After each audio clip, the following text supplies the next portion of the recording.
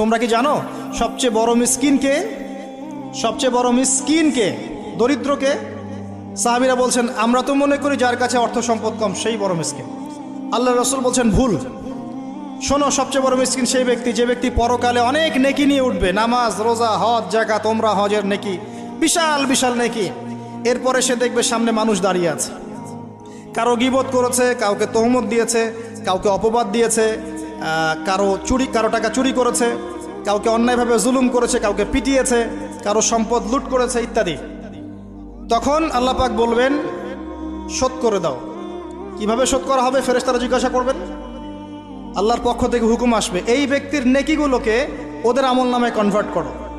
বলছি share it pass করে দাও। ওটা আরো বড় টেকনোলজি হবে ইনশাআল্লাহ তাআলা। বলার সাথে সাথেই আপনার নেকি আমার নেকি দেখা যাবে চলে গেছে, নাউজুবিল্লাহ।